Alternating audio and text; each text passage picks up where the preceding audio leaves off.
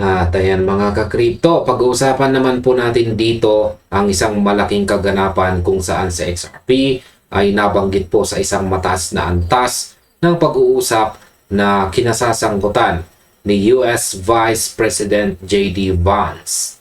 Ang pambansang utang ng United States, ang panukalang National Crypto Reserve at ang hinaharap ng mga digital asset. Ang palitang ito ay unang feature po ng Crypto Deal News dito. Matapos pong tanungin ng Newsmax host na si Carl Hagby na sina Vance, ayan, tungkol po sa papel na maaaring gampanan ng crypto sa pagpapalakas ng position sa finance ng bansa. At ayan, ayon po sa mga ulat, itong si Hagby, ayan, Carl Hagby ay nag-refer sa mga naunang pahayag ni Pangulong Donald Trump patungkol po sa isang potensyal na crypto reserve na naglalaman ng Bitcoin, XRP at iba pang mga digital asset bago tinanong kung mayroon bang ikinukonsiderang hakbang upang matulungan ang paglutas sa utang ng bansa. Ngayon, para sa akin, ang simpleng pagbanggit sa mga pangalang ito sa mga ganitong uri ng programa ay nagpapakita na ang mga digital asset ay hindi na lamang basta biruan sa internet, kundi bahagi na ng seryosong usapan sa ekonomiya ng pinakamakapangyarihang bansa sa mundo. At ngayon ay ano ba ang tunay na plano ng White House sa kanilang national debt? Sa halip na kumpirmahin na si XRP o iba pang crypto ang gagamitin upang direktang bayaran o tapusin ang national debt ng United States, itinuro ni Vice President J.D. Vance ang mga konkretong hakbang na isinusulong ng kasalukuyang administrasyon upang mapabuti ang relasyon sa pagitan ng paglago ng ekonomiya at ng utang ng bansa. Tinalakay po niya ang pagtatatag ng isang sovereign wealth fund at sinabing ang Treasury Secretary na si Scott Bessent ay masusing gumagawa ng isang plano na naglalayong tulungan ang ekonomiya ng US na lumago ng mas mabilis kaysa sa paglaki ng mismong utang nito.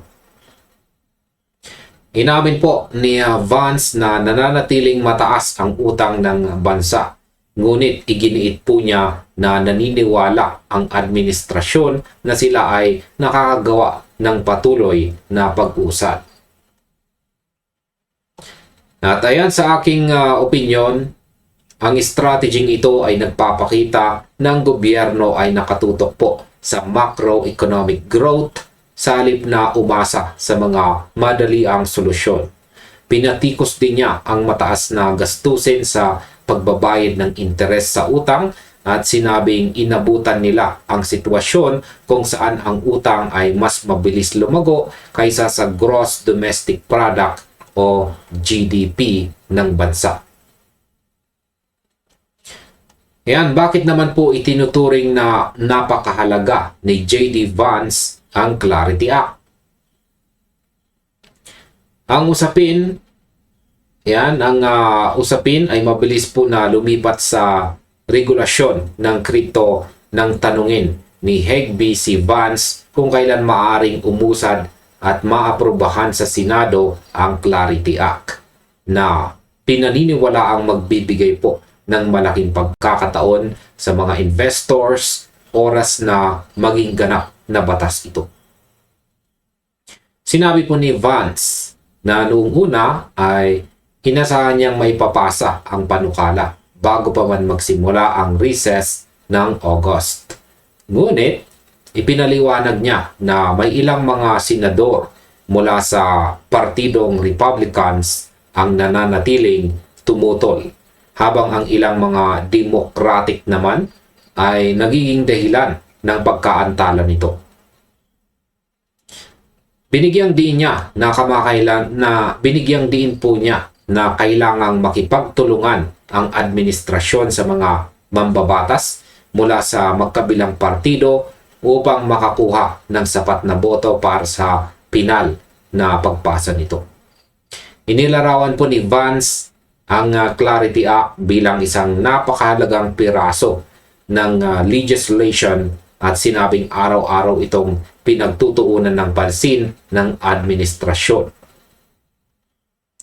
Ipinaliwanag din niya na ang mga kumpanya sa larangan ng blockchain at saka crypto ay umabot na sa yugto kung saan kailangan nila ng mga tiyak na patakaran upang legal at maayos na makapag-operate sa loob ng United States.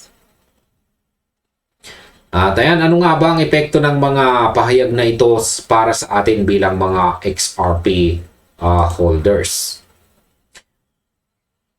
Para po sa atin na nag-hold ng XRP at sumusubaybay po sa buong ecosystem, ang pag-feature po ng Crypto Daily News sa palitang ito ay tinitignan bilang isang mahalagang sandali dahil ang pangalan ng asset ay naiugnay sa usapan tungkol po sa reserve ng bansa sa harap mismo ng ikalawang pinakamataas na leader ng pamahalaan. Gayunpaman, malinaw po na ipinakita ng mga pahayag na wala pang opisyal na kumpirmasyon na si XRP ay magiging bahagi ng isang pambansang reserve or national reserve na gagamitin upang direktang bawasan ang utang ng bansa. Ang mga tinuran ni Vance ay nanatiling nakapokus po sa pangkalahatang paglago ng ekonomiya, epektibong pamamahala sa utang, at sa matinding pangangailangan para sa malinaw na regulasyon sa market. At ayan, sa kabuuan mga ka-crypto, naniniwala po ako na ang patuloy na pagbanggit kay XRP sa mga ganitong kataas na antas ng talakayan kasabay ng pagsusulong sa mga batas tulad po ng Clarity Act ay nagbibigay po ng mas malalim na konteksto sa patuloy na pagbabago at pagpaplano sa hinaharap ng buong industriya ng digital na finance ngayong taong ito. At ayan mga ka-crypto, hanggang dito na lamang po tayo sa video na ito. Marami pong salamat sa inyong panonood at maaari na rin po ninyong panoorin ang recommended video natin dito.